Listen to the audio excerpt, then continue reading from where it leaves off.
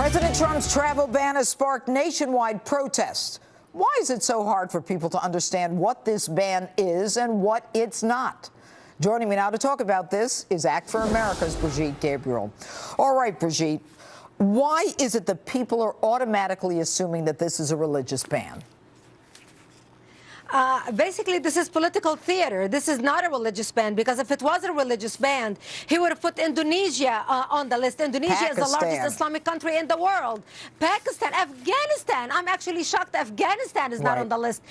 Egypt, 80 million Muslims in Egypt. He did not put them on the list. This is a ban against countries harboring terrorism. This is a ban against countries who have set up camps to train terrorists. If the Vatican was harboring terrorists and setting up terrorist camps inside the Vatican's, President Trump would have put the Vatican on the list. Fortunately for us, we have the Catholic suicide bomber under threat, and therefore we don't need to put the Vatican on the list. But this is nothing more than political theater. So then, Brigitte, to be clear, we're not at war with Muslims.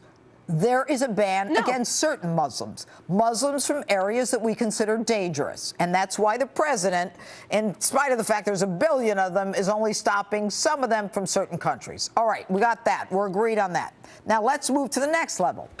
Why is it that there are some Muslims who don't believe that even if they do come to this country, forgetting about the ban, that they shouldn't swear allegiance to the laws of the United States?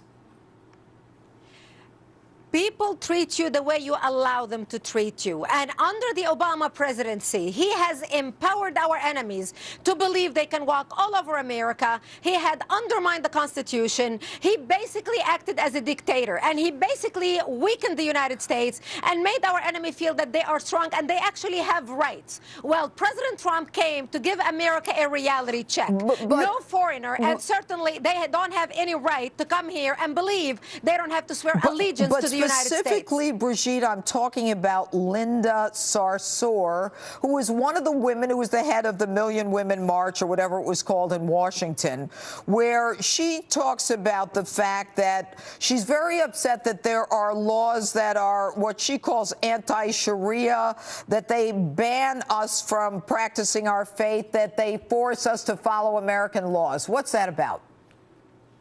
Well, she should be very fortunate that she actually can drive in the United States, that she actually can demonstrate, that she actually has freedom of speech. Why doesn't she try to go to Saudi Arabia, where she advocates for the laws of Saudi Arabia, because she praises Saudi Arabia, and see what she gets over there? But Linda Sarsour is a Palestinian activist with a long history of family members who already are in Israeli jails, family members, friends who are convicted on terrorism. Her own husband, Palestinian husband, has been questioned here in the United States. She is also somebody who hates our government so much that she actually portrayed the underwear bomber, remember the underwear Christmas bomber, as a CIA agent, and claimed that the United States government basically kills its own citizens in order to blame Muslims. All right, I want to put something up on the screen.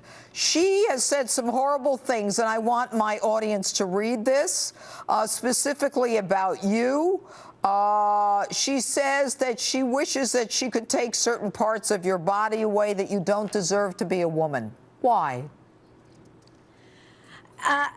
It's so, there are no words to describe how someone could be so classless. This has broken the record for how low you can go. Now, if she calls herself a woman defender of women's rights, why would she attack another woman in the United States who escaped Islamic terrorism, basically, and came here and is expressing a different opinion? So because I'm expressing a different opinion, that gives her the right to say that I should be, that she should take my female parts away.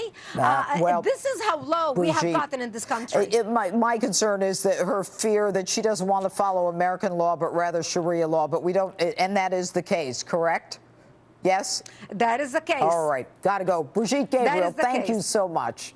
Anyway, politics with the panel is next. CPAC Chairman Matt Schlapp and former advisor to Senator Charles Schumer, Chris Hahn, are ready to go at each other about immigration, executive orders, and all these peaceful protests. Plus,